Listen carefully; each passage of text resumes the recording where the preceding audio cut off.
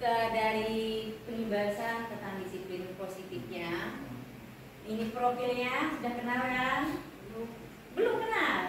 Belum, ini sudah kenal. Ini fasilitatornya, ini Bu Rospa, dia pengajar praktiknya, calon guru penggeraknya sudah kenal semua kan? Sudah. Pak Irfan sudah kenal belum Pak Irfan? Sudah, terima kasih kalau Pak Irfan sudah kenal. Nah, di sini kita penjelasannya yang pertama itu tentang aksi nyata modul 1.4, yaitu disiplin positif, motivasi perilaku manusia, posisi kontrol restitusi, keyakinan sekolah atau keyakinan kelas. Yang kelima, segitiga restitusi. Nah, ini cakupan dari aksi nyata modul 1.4. Nah, di sini ada pembagian dari yang namanya miskonsepsi tentang makna kontrolnya, ya, tentang makna kontrolnya. Yang pertama itu ilusi guru mengontrol murid. Nah, ilusi guru mengontrol murid itu guru tidak dapat memaksa muridnya untuk melakukan sesuatu jika murid tersebut memilih untuk tidak melakukannya. Meskipun terlihat seperti guru mengontrol perilaku murid, sebenarnya kontrol itu terjadi karena murid mengizinkannya. Teori kontrol menyatakan bahwa setiap perilaku memiliki tujuan, bahwa jika itu adalah perilaku yang tidak disukai. Itu yang pertama. Yang kedua, itu ilusi bahwa semua penguatan positif, efektif, dan bermanfaat, yaitu tentang penguatan positif atau bujukan. Itu adalah bentuk kontrol yang mencakup upaya untuk mempengaruhi murid agar melakukan sesuatu perilaku tertentu. Nah, di sini pada akhirnya murid itu mungkin menyadari bahwa kontrol tersebut dan reaksi murid bisa mencakup penolakan atau ketergantungan pada pendapat guru dalam usaha mereka. Itu yang kedua. Yang ketiga, ilusi bahwa kritik dan membuat orang merasa bersalah dapat menguatkan karakternya, yaitu tentang kritik dan saran atau kritik dan rasa bersalah digunakan untuk mengontrol muridnya. Di sini menuju identitas gagal, membuat mereka merasa buruk tentang diri mereka dan mengembangkan dialog. Diri negatif. Terkadang guru mungkin tidak menyadari bahwa mereka sedang melakukan perilaku ini karena pesan negatif sering kali disampaikan dengan cara yang lembut. Itu yang ketiga. Yang keempat, ilusi bahwa seorang dewasa itu memiliki hak untuk memaksa.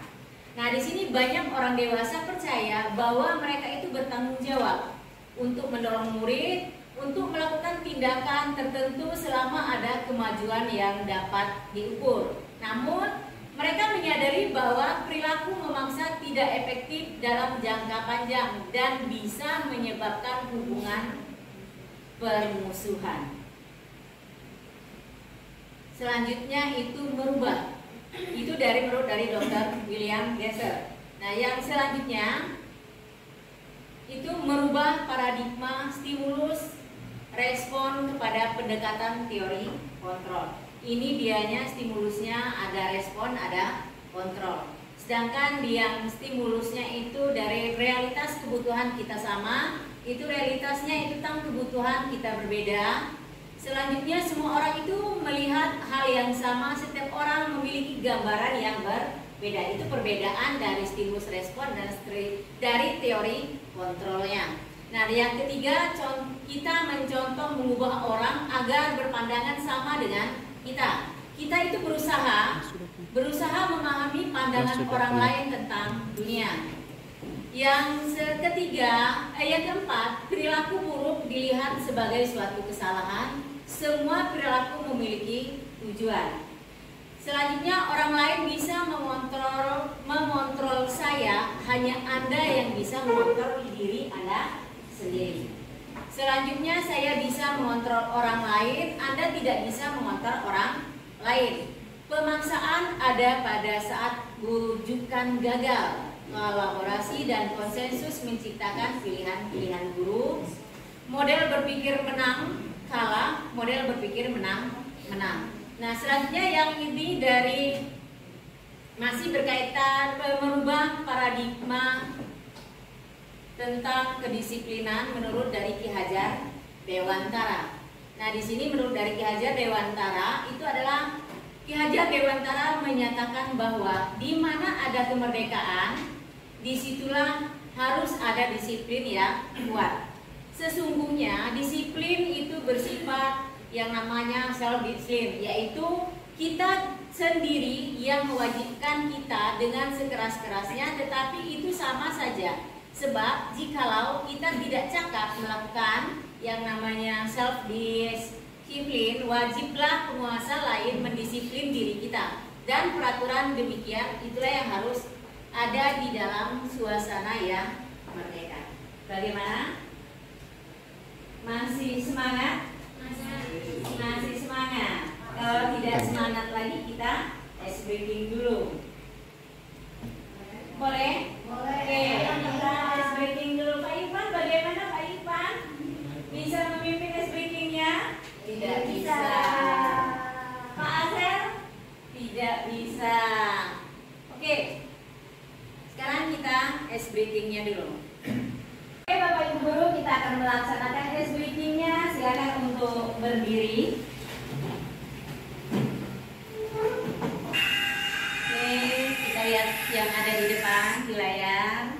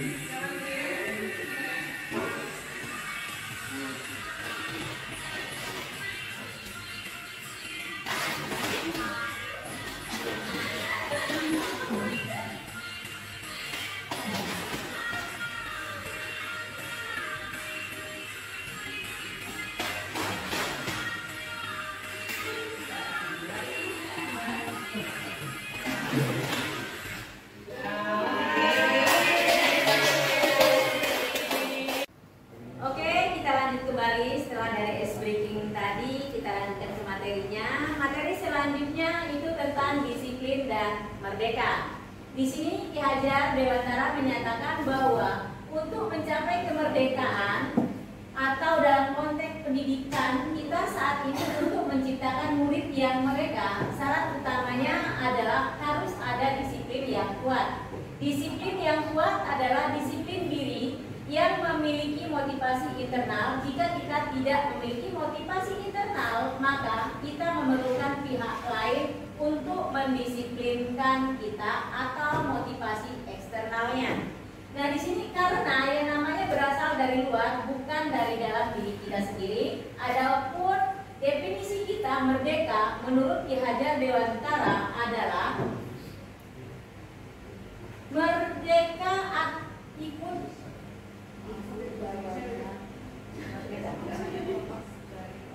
merdeka tidak hanya terlepas dari perintah, akan tetapi juga cakap buat memerintah diri sendiri.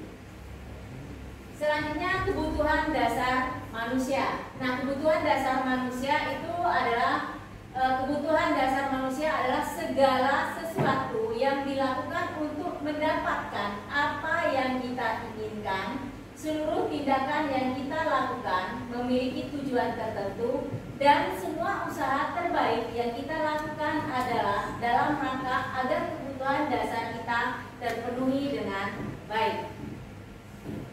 Di sini ada 5 kebutuhan dasar manusia. Yang pertama, bertahan hidup. Yang kedua, kasih sayang dan rasa terima kasih.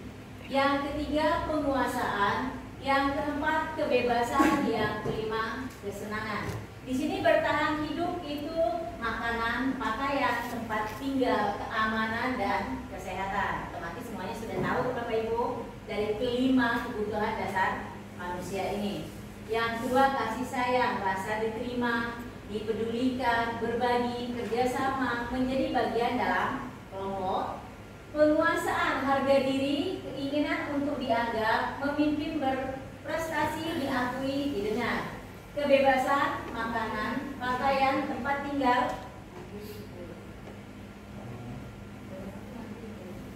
Kebebasan itu selain dari yang disebutkan tadi itu ada mandiri. Kesenangan itu bermain, humor, antusiasme, dan tertawa. Selanjutnya, teori motivasi perilaku manusia. Untuk menghindari ketidaknyamanan atau hukuman itu motivasi eksternal. Selanjutnya, untuk mendapatkan imbalan atau penghargaan dari orang lain itu adalah motivasi eksternal juga. Yang ketiga, untuk menjadi orang yang mereka inginkan dan menghargai diri sendiri dengan nilai-nilai yang mereka percaya itu motivasi internal tapi tujuan disiplin positif. Selanjutnya, restitusi.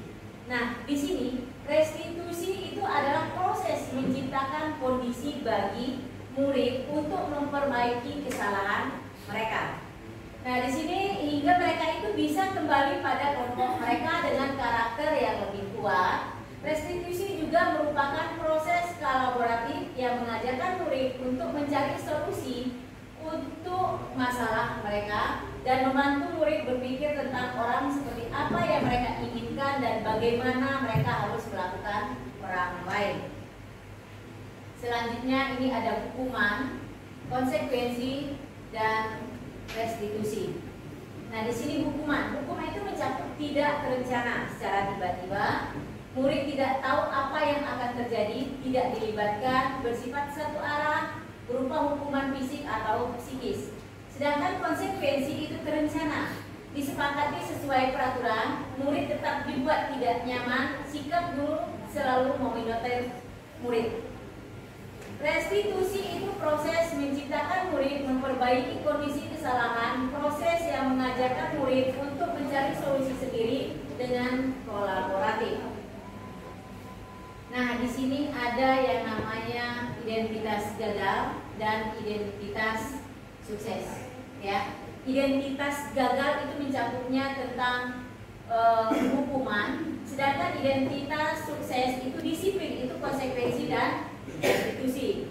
Sedangkan di sini muridnya yang negatif ada yang netral. Nah, di sini ada juga hukuman itu berupa sesuatu yang menyakitkan harus terjadi, tidak nyaman untuk murid untuk jangka waktu yang panjang. Nah, ini adalah bagian dari identitas gagal yaitu berupa hukuman.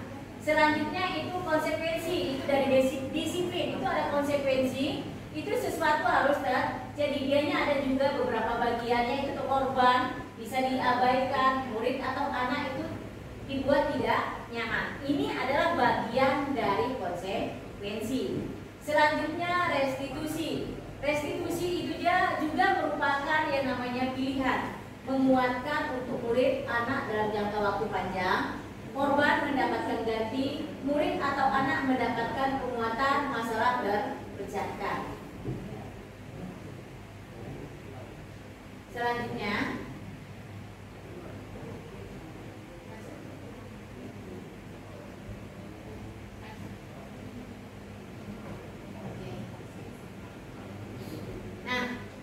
ada yang namanya identitas gagal. Ya, masih lanjutan dari yang slide yang tadi kan.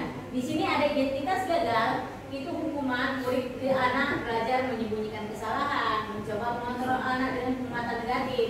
Dampak pada murid marah, merasa bersalah, rendah diri, mengasingkan diri, tiba-tiba tidak diharapkan atau sangat melukai.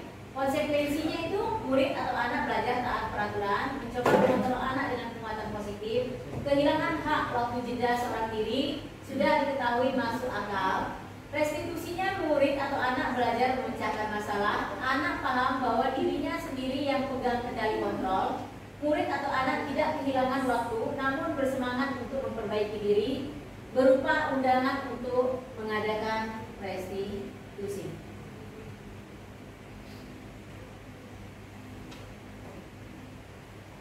Di sini kita lihat ada yang namanya posisi kontrol dari restitusi. Nah, posisi kontrol dari restitusi itu penghukuman, pembuatan rasa bersalah, teman, pemantau, dan manajer. Nah, di sini penghukuman. Penghukuman itu seorang penghukum bisa menggunakan hukuman fisik maupun verbal. Orang yang menjalankan posisi penghukum senantiasa mengatakan bahwa sekolah memerlukan sistem atau alat yang dapat lebih menekan murid lebih dalam lagi. Hasilnya, siswa yang merasa terus-menerus dihukum atau diintimidasi oleh guru dapat mengalami penurunan motivasi belajar, penurunan percaya diri, serta merasa tidak aman dan tidak nyaman di lingkungan sekolah. Juga tidak tindakan penghukuman yang tidak profesional dengan pelanggaran dapat merugikan hubungan antara guru dan siswa.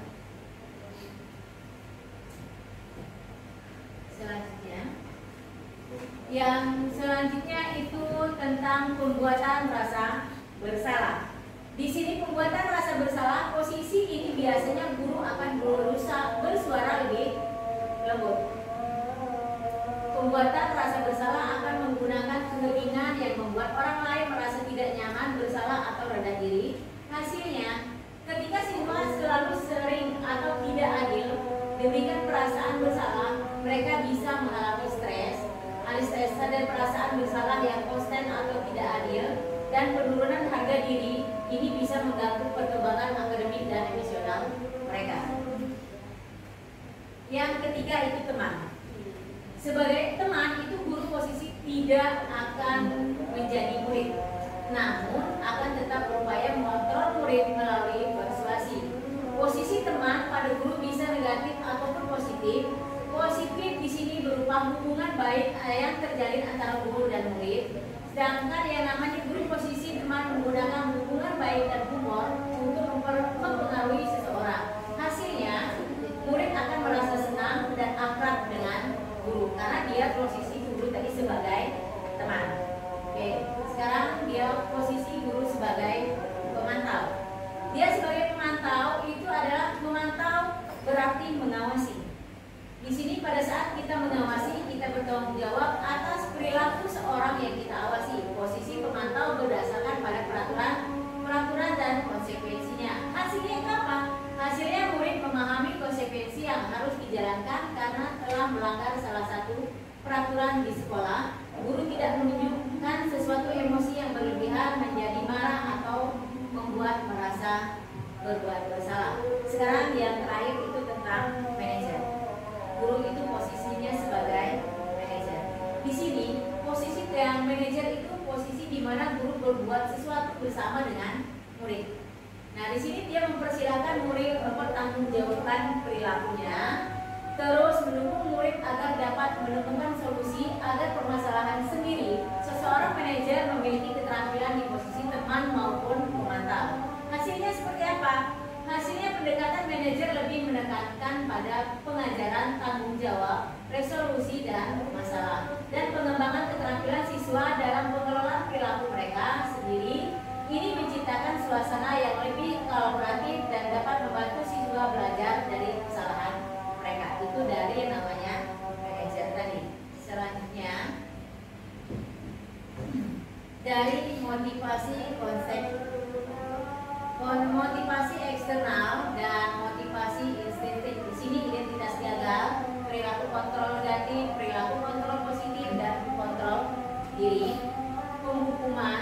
membuat orang merasa bersalah, teman, pemantau, dan manajer. Guru itu berbuat mengajak, yang menunjuk, menyakiti, menyindir. Nah, ini adalah dari penghukuman. Guru juga berkata, kalau kamu tidak melakukannya, saya akan. Itu menunjukkan dari penghukuman.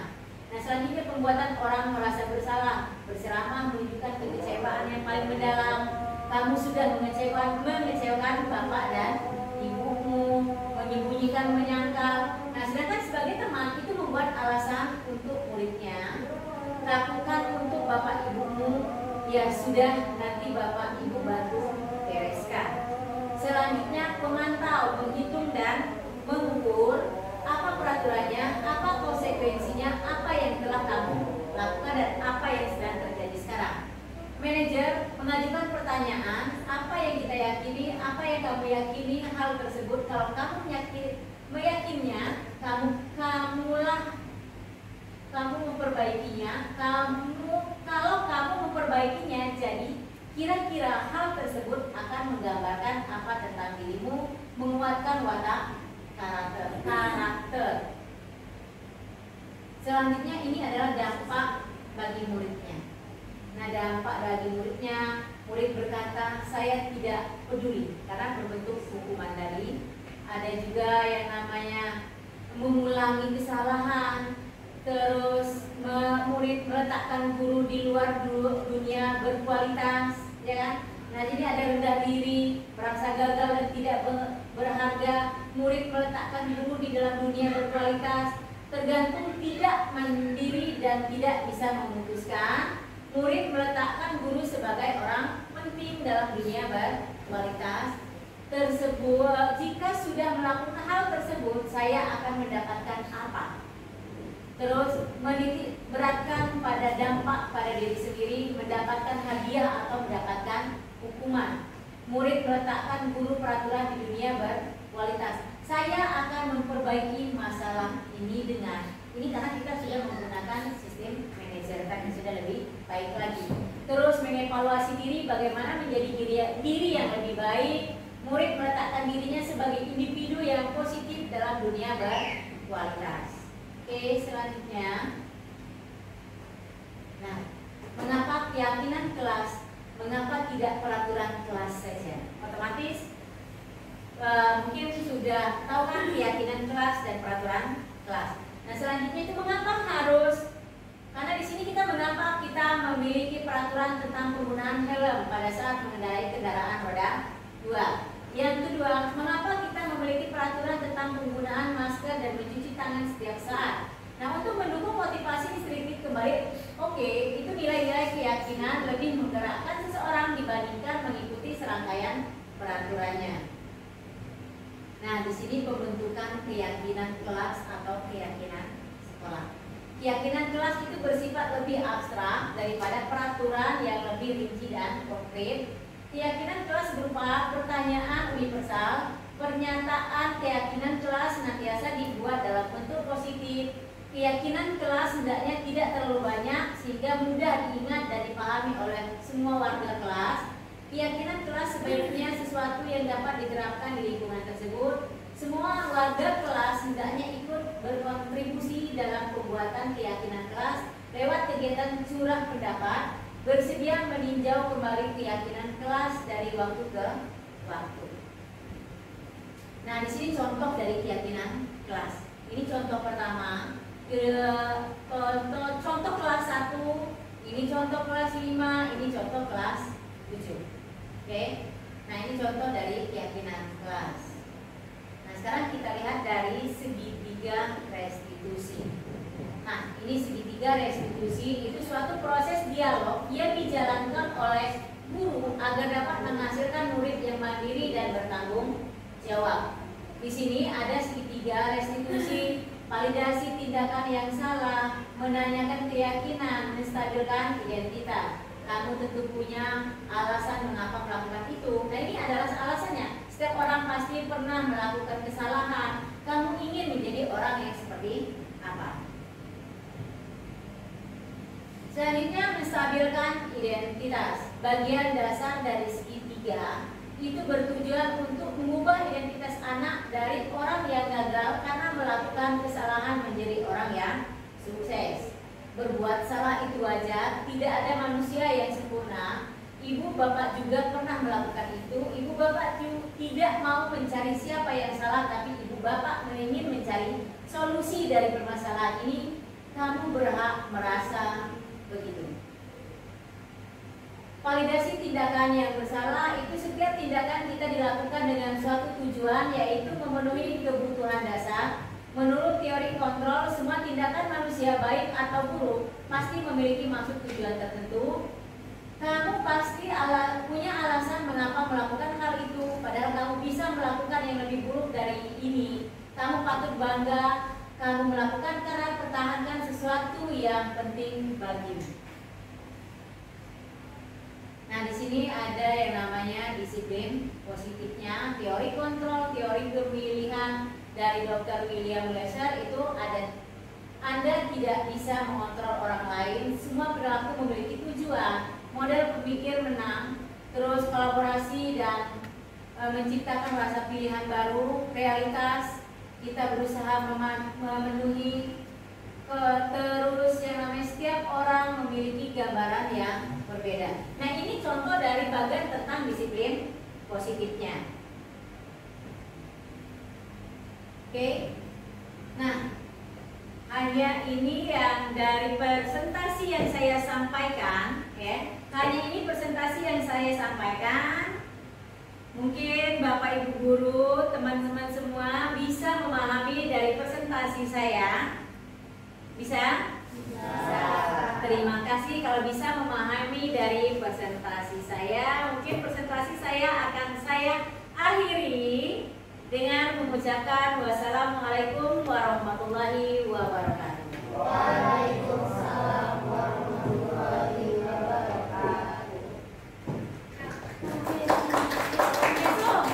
Bapak Ibu silakan berdiri, kita ada stretching yang terakhir biar lebih semangat kembali. Ayo Pak.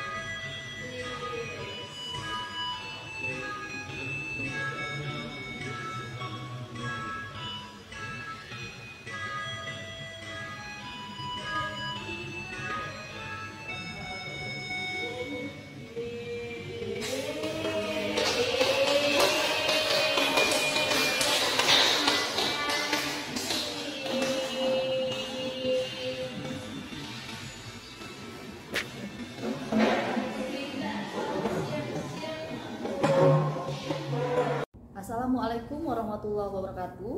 Perkenalkan, nama saya Tias Masito Mutiara. Saya merupakan rekan dari CGP SMA Negeri 3 Palembang. Saya akan memaparkan mengenai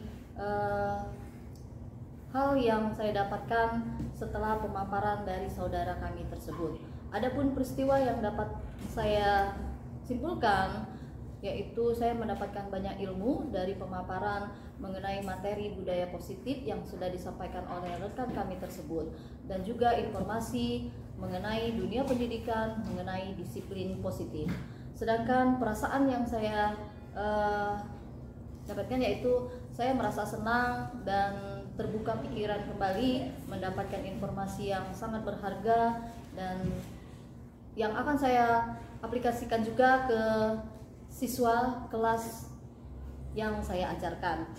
Adapun pembelajaran yang saya dapatkan yaitu mengenai budaya positif, di mana saya mendapatkan pembelajaran baru mengenai materi segitiga restitusi, terus ada materi mengenai 5 posisi kontrol sebagai guru, di mana posisi yang terbaik adalah posisi guru sebagai manajer. Penerapannya ke depan akan saya coba untuk aplikasikan dalam pembelajaran saya. Saya ucapkan terima kasih kepada rekan CGP yang sudah mengajak kami berbagi ilmu dalam pemaparan budaya positif. Sampai di sini, sekian. Wassalamualaikum warahmatullahi wabarakatuh. Assalamualaikum warahmatullahi wabarakatuh. Perkenalkan, nama saya Chandri Mareta Purnama Ramadhani. Saya ingin memberikan refleksi terhadap pemaparan yang telah dilakukan oleh teman CGP saya mengenai disiplin positif.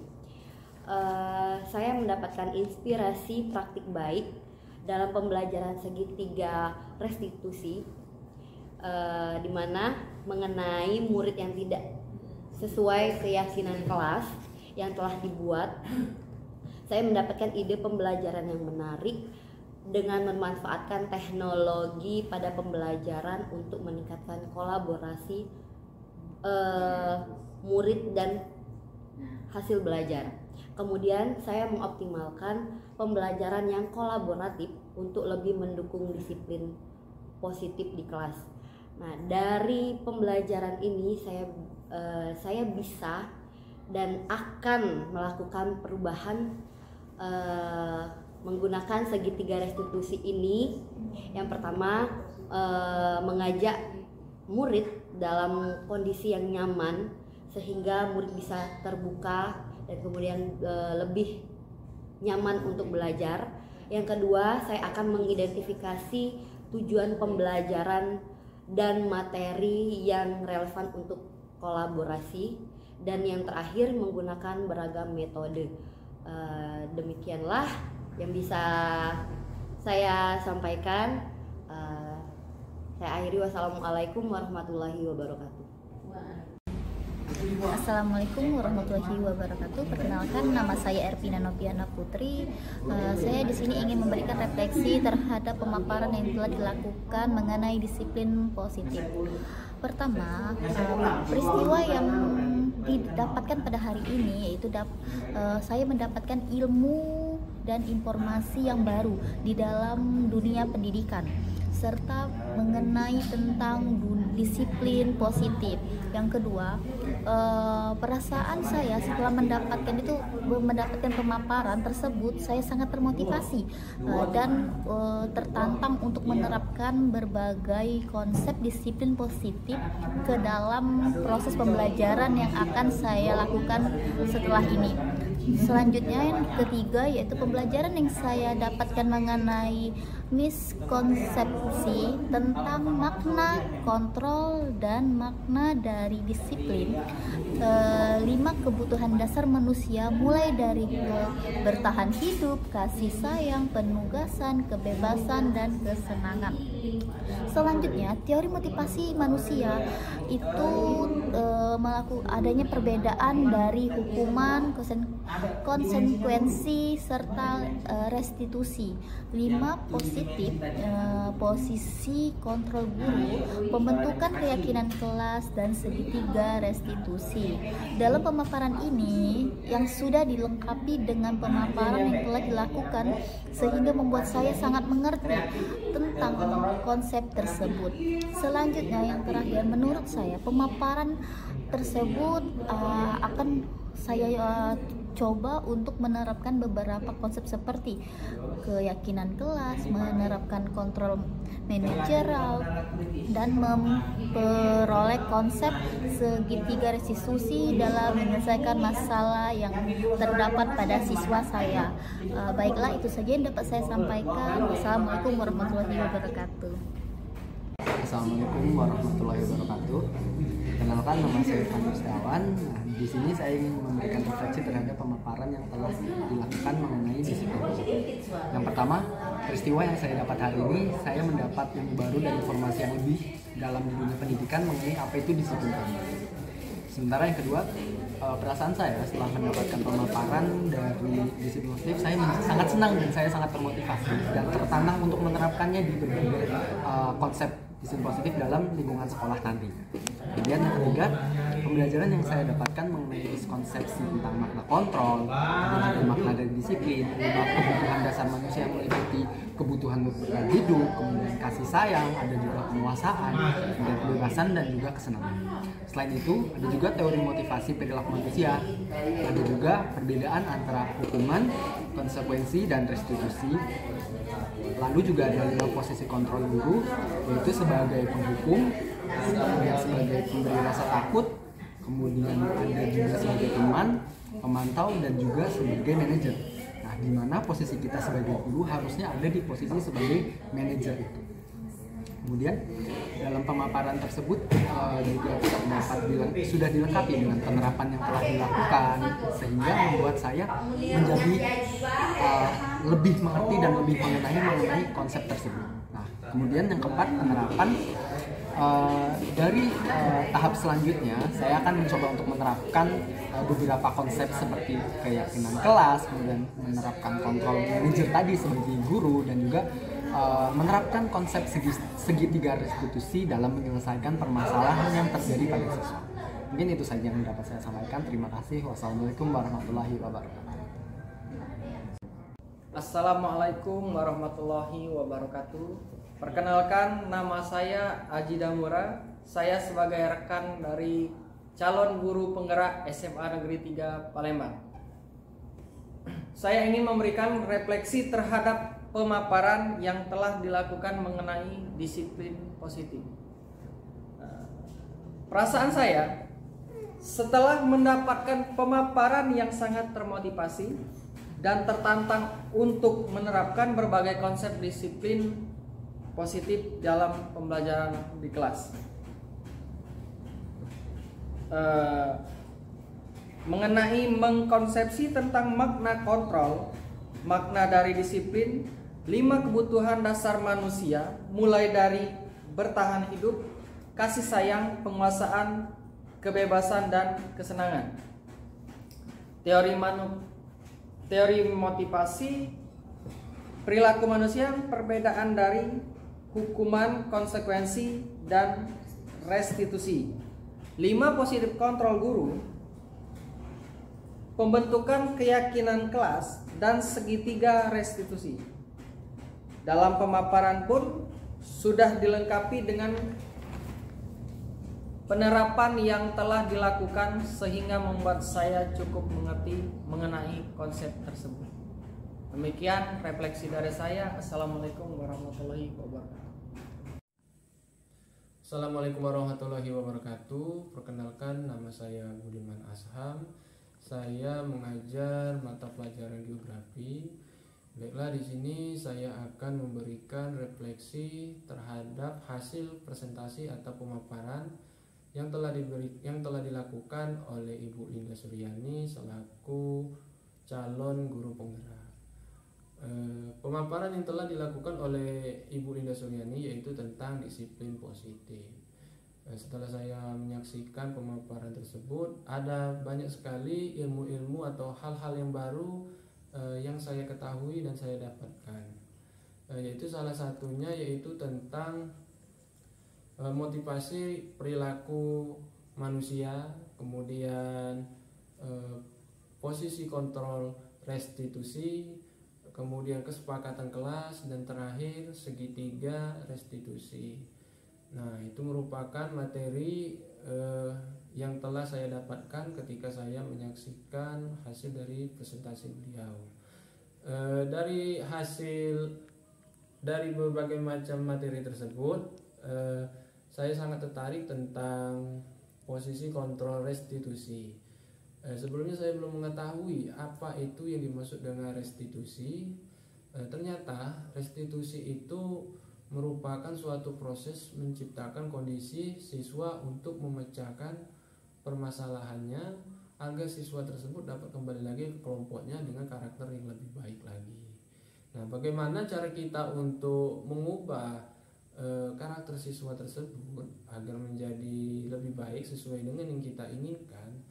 Ternyata itu memiliki beberapa tahapan restitusi atau biasa disebut sebagai 5 kontrol restitusi. Yang pertama, guru dapat memposisikan dirinya sebagai seorang penghukum. Yang kedua, sebagai pemberi rasa bersalah. Yang ketiga, sebagai pemantau. Yang keempat, sebagai teman. Dan terakhir itu sebagai manajer. Dari berbagai macam tahapan restitusi tersebut, ternyata yang paling baik guru itu ditempatkan sebagai posisi seorang manajer. Mengapa harus seorang manajer? Ya karena dengan guru sebagai seorang manajer, maka guru tersebut dan juga dengan siswa dapat melakukan tindakan secara bersama-sama tanpa harus menghakimi siswa tersebut, dan juga guru tersebut dapat memantau bagaimana pola dan perilaku perkembangan siswa tersebut selama kita memberikan beberapa stimulus kepada mereka. Dan juga ketika posisi guru sebagai manajer, maka guru tersebut harus memiliki keterampilan sebagai seorang teman dan juga sebagai seorang pemantau. Nah, ketika semua itu sudah terlaksanakan, maka adanya terciptanya hubungan yang kolaboratif antara guru dengan siswa. Sehingga nanti pada saat kita sedang mengajar di dalam kelas, maka kenyamanan dan juga rasa percaya diri baik siswa maupun guru itu akan saling melengkapi. Nah, itu mungkin itu saja refleksi yang dapat saya berikan terhadap hasil dari presentasi yang dilakukan oleh Ibu Linda Suryani yang bertemakan disiplin positif. Semoga kedepannya nanti Ibu Linda Suryani dapat memberikan kembali ilmu-ilmunya kepada kami agar kami pun juga dapat menerapkannya kepada siswa. Baiklah, akhir kata saya akhiri. Wassalamualaikum warahmatullahi wabarakatuh.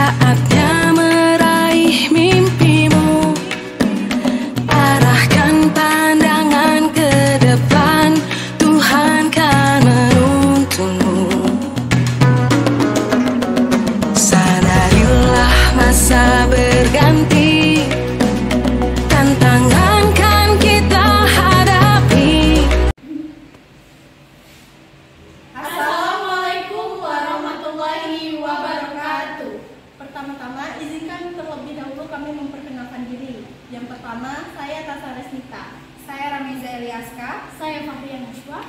Di sini kami bertiga akan mempresentasikan mengenai kesepakatan kelas serta kebijakan dan keyakinan kelas yang telah kami sepakati. Saya akan membacakan mengenai kesepakatan kelas. Kesepakatan atau keyakinan kelas yang telah kami buat yaitu adalah menghargai pendapat orang lain serta menjaga kebersihan kelas.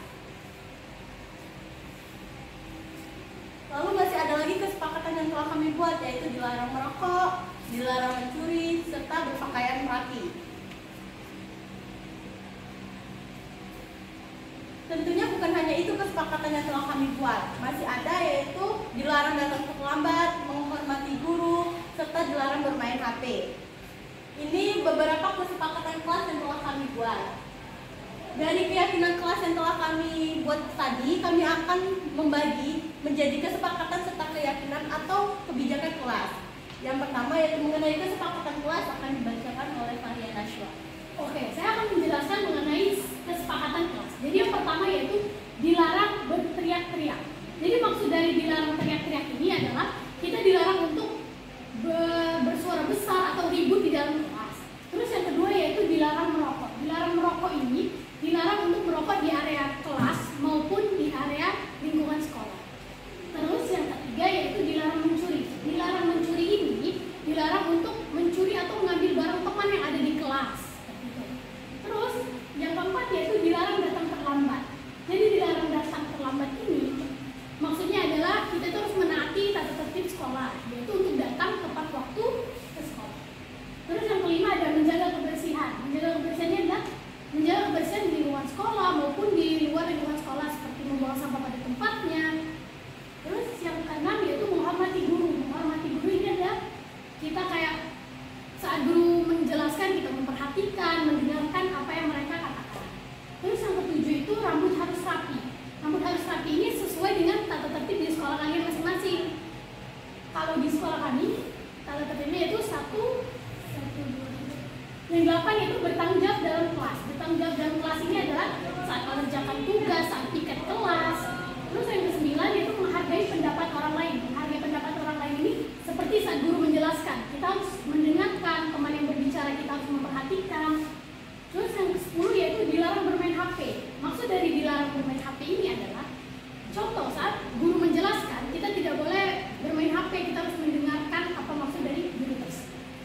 Baik, itulah kesepakatan kelas yang telah kami buat. Selanjutnya dari kesepakatan kelas ini akan terbagi menjadi 3 poin, yang dimana 3 poin itu bisa dikatakan sebagai kebijakan atau keyakinan kelas yang akan dipresentasikan oleh Ramiza.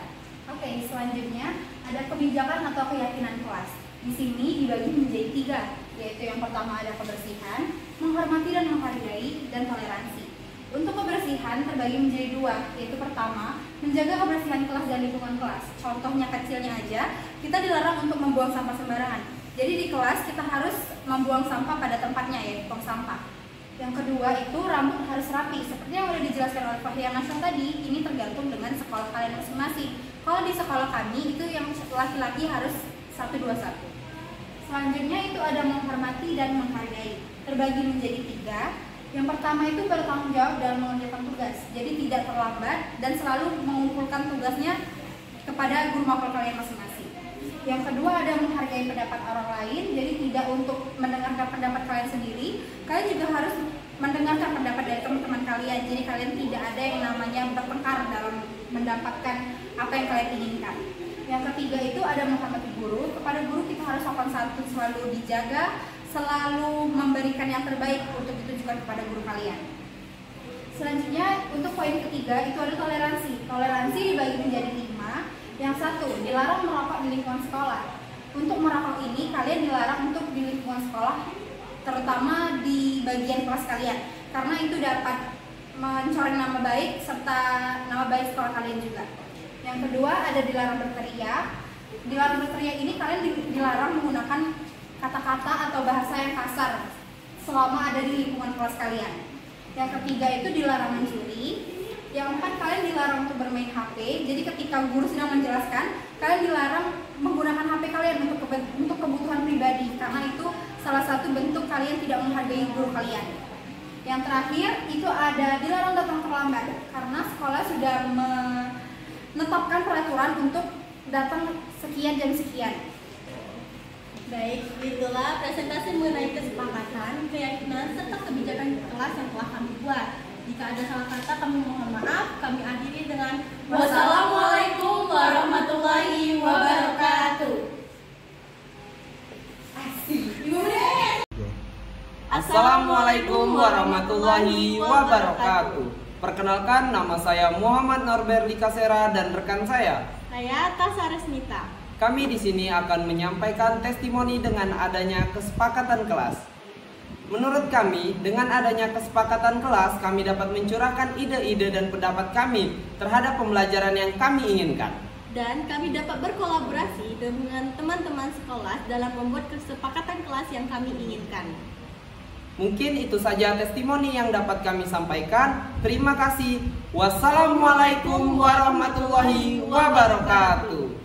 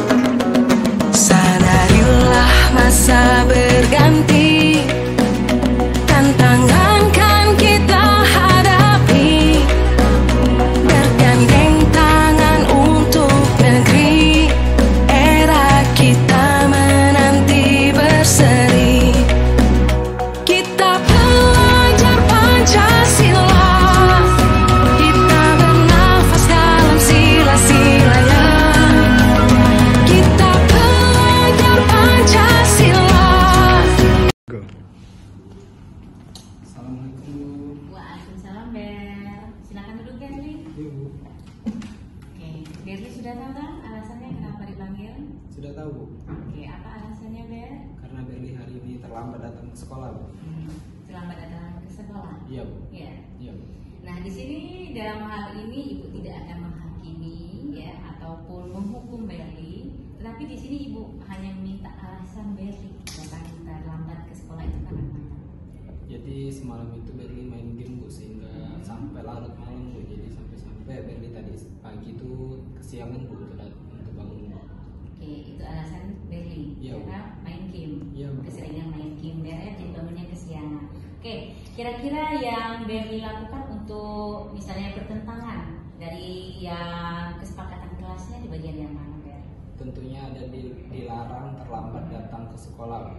Oke, terus dari menurut Berli kesepakatan apa yang bertentangan tentang kesepakatan kelasnya tadi itu tentang dilarangnya terlambat datangnya ke sekolah. terlambat ke sekolah.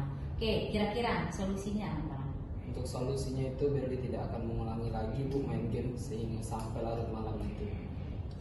Solusinya tidak akan mengulangi. Iya, Bu. Main gamenya. Iya, Bu. Ya, jadi Berli akan lebih rajin lagi.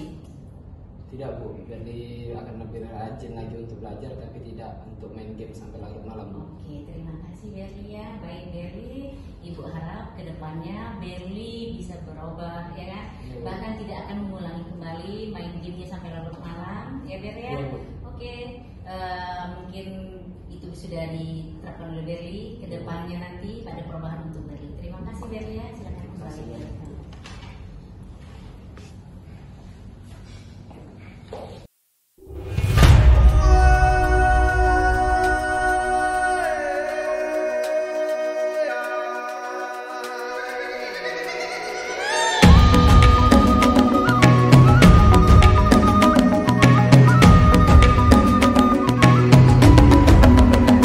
Bangun dan bukalah matamu, saatnya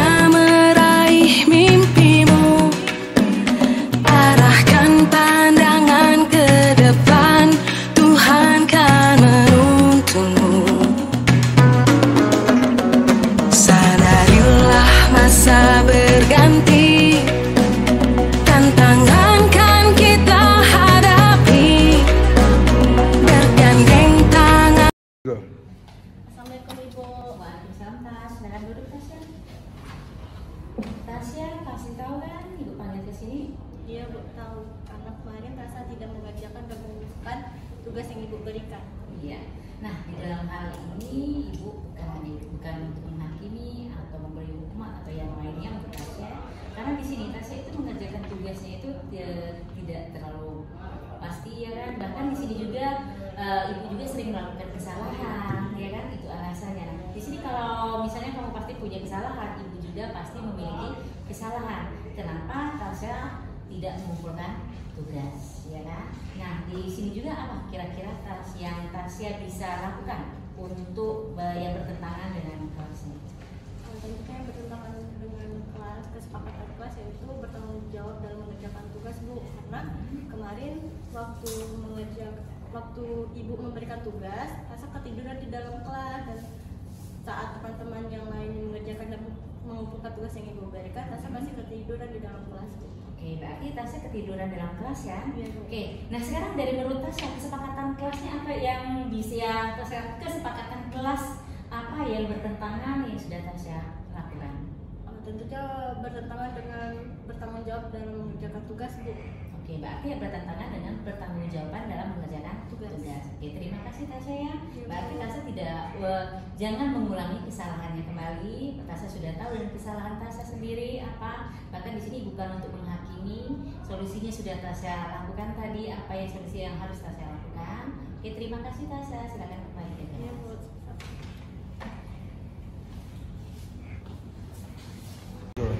Assalamualaikum warahmatullahi wabarakatuh. Perkenalkan, nama saya Muhammad Norberli Kasera dan rekan saya Tasya Rizbuta. Kami di sini akan memberikan testimoni mengenai penanganan kasus yang dilakukan oleh Ibu Linda, yang dimana menggunakan metode segitiga restitusi yang membuat para siswa tidak merasa tertekan dan tidak merasa terpojokan akan kesalahan yang telah mereka berbuat. Namun, dengan ini guru memberikan solusi terhadap tindakan dan hal permasalahan yang telah kami buat. Dan kami berharap guru-guru dapat menggunakan metode segitiga restitusi ini agar siswa-siswa tidak merasa tertekan.